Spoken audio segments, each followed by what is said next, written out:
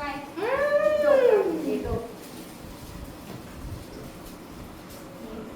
हा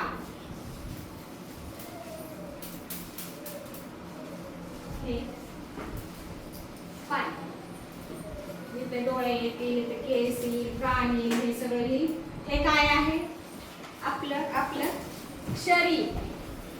शरीर शरीर आपण सगळे जन्मल्यानंतर बाळ असताना किती मोठे मोठे मोठे होतं. आपल्या शरीराची वाढ होते का? आपोआप होते का? हवा खाऊन खाऊन आपण मोठं होतो का? बरोबर. पण आपण काय खातो? अन्न म्हणजे जेवण. काय काय खातो आपण? काय काय खातो? पोळी. बरोबर. आणखीन भाजी वरण. ठीक आहे. आणखीन भात. ठीक आहे. आणखीन भाकरी. भाकरी. बरोबर. हे आपलं अन्न आपण रोज रोज खातो. डाळी. मग अन्न ही आपली मूलभूत म्हणजे महत्वाची गरज आहे. आपण जर अन्न खाल्लं नाही तर आपण राहू का? जिवंत राहू का? आपण मरून जाऊ. म्हणजे अन्न ही आपली काय आहे? मूलभूत गरज आहे. अन्न आपण जगण्यासाठी जे खातो त्याला अन्न असे म्हणतात.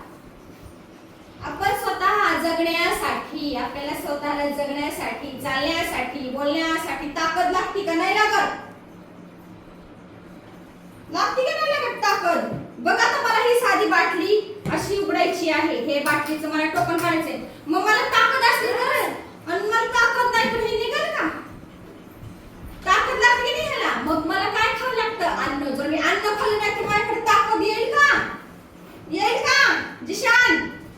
मग खातो की नाही तू रोज रोज अन्न, भाजी पोळी खातो ना?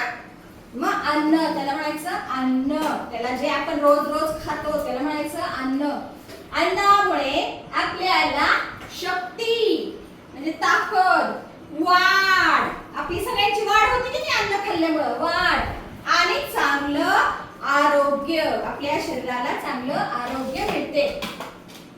अन्नाचे 3 मुख्य प्रकार आहेत. एक आहे शक्तिदायक, जे अन्न खाल्ल्यानंतर आपल्या सगळ्याला ताकद येते, शक्ती येते, त्याला म्हणायचं शक्तिदायक अन्न. दुसरं आहे शरीर वाढवणारं, आपल्या शरीराची वाढ करणारं अन्न. आणि तिसरं आहे संरक्षण अन्न, म्हणजे आपल्या शरीराचं रक्षण करणारं अन्न. तर मग आपल्याला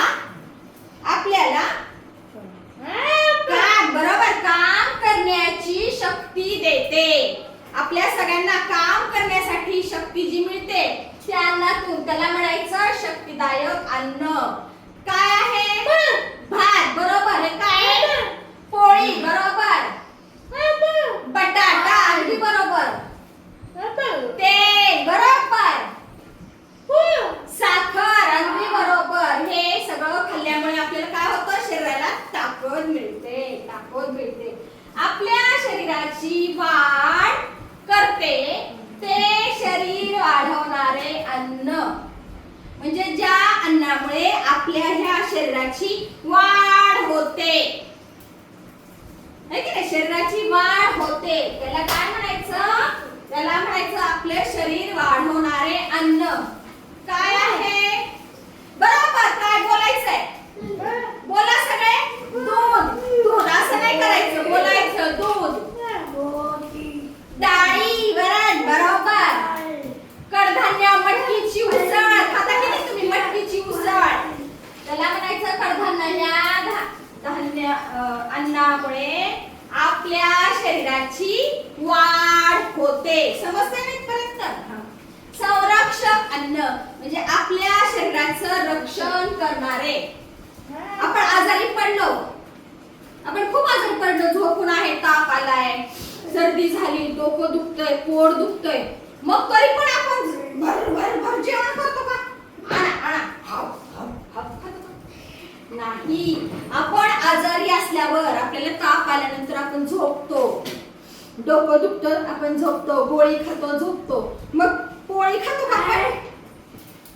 खिचडी, भात खातो. पोळी खातो का? आजारी आहे, ताप आहे, खोकला येतो, पोळी खातो, पापड खातो, नाही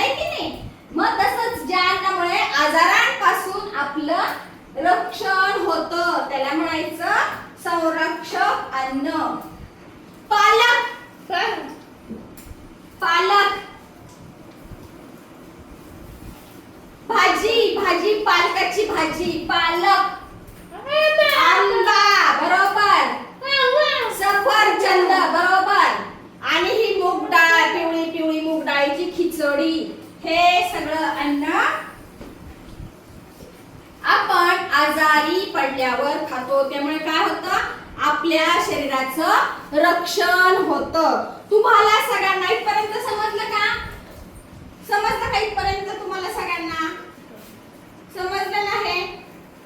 आपले अन्न, आपले अन्न हा घटक तुम्हाला सगळ्यांना समजला ना? थोडा तरी समजला ना? ठीक आहे.